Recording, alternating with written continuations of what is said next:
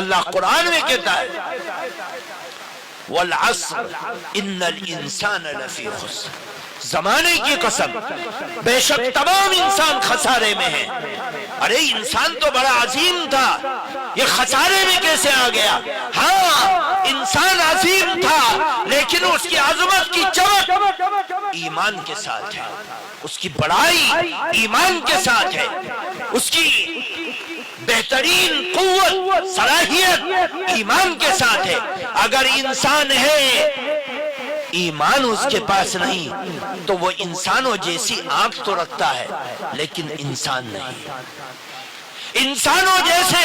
کان رکھتا ہے، شکل رکھتا ہے، ہاتھ رکھتا ہے، پیر رکھتا ہے، لیکن اللہ کی توحید کو تار کرنے کی وجہ سے وہ ایک بے جان انسان کہلائے گا اور جانور انسان کہلائے گا، وہ انسان نہیں ہے۔ اللہ تعالیٰ قرآن میں اسی کو کہتا ہے بے شک تمام انسان خسارے میں الا الذین آمنوا، مگر وہ لوگ جو ایمان لائے، اچھے عمل کیے، ایک جگہ نہیں دسیوں جگہ اللہ تعالیٰ کہتا ہے الا الذین تابوا واصلحوا وبینوا فاولئک اتوب علیہم، سب سے بہترین انسان وہ شخص جو ایمان لایا، توبہ کیا اور اعمال صالحہ کیے اور ان اعمال صالحہ کو ظاہر کر دیا، وہ انسان ہے جو اللہ تعالیٰ نے جس مقصد کے لیے اس کو بنایا۔ مقصد کیا ہے؟ وَمَا خَلَقْتُ الْجِنَّ وَالْإِنسَ إِلَّا لِيَعْبُدُونَ، ہم نے تمہیں صرف اس لیے بنایا کہ تم ہماری بندگی کرو اور کوئی مقصد نہیں۔ جوان ہے، بوڑھا ہے، لیکن جس کو اپنی زندگی کے مقصد کا پتہ نہیں، وہ عقل مند تو ہو سکتا ہے، مالدار ہو سکتا ہے، دنیا دار ہو سکتا ہے، حیثیت دار ہو سکتا ہے، لوگوں کی نظروں میں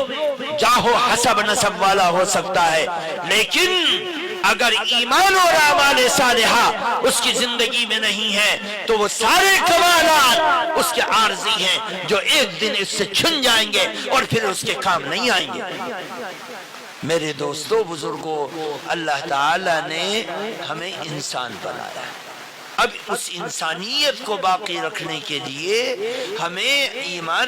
ایمان اور اعمال صالحہ سے جڑنا پڑے گا۔ ہماری زندگی کا مقصد صرف اور صرف یہ کہ ہم ایمان لائیں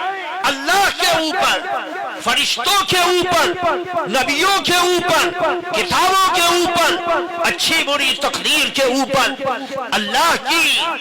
بدلے کا وہ دن جس کو قیامت کا دن کہا جاتا ہے، اس دن پر ایمان لائے۔ آمنت باللہ وملائکتی وکتبی ورسلی والیوم الآخر والقدر خیر وشرہ من اللہ تعالی والبعث بعد الموت۔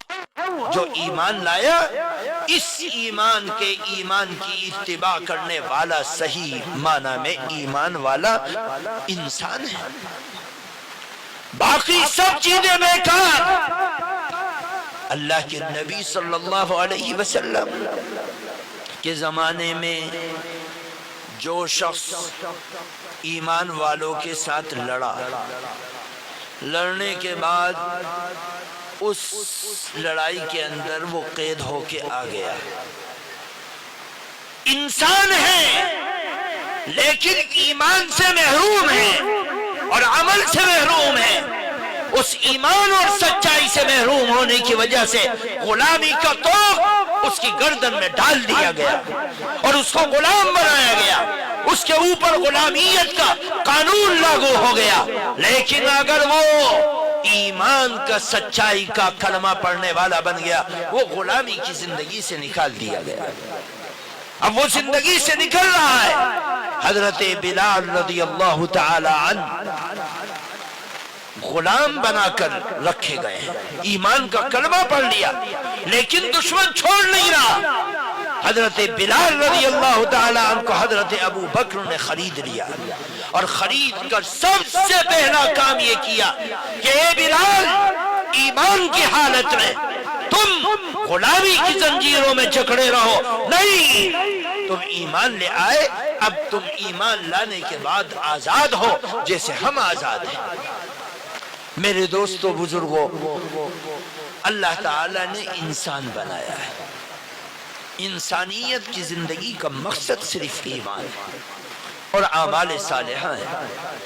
ایمان اور اعمال صالحہ ہماری زندگی کا ضروری انگ ہے۔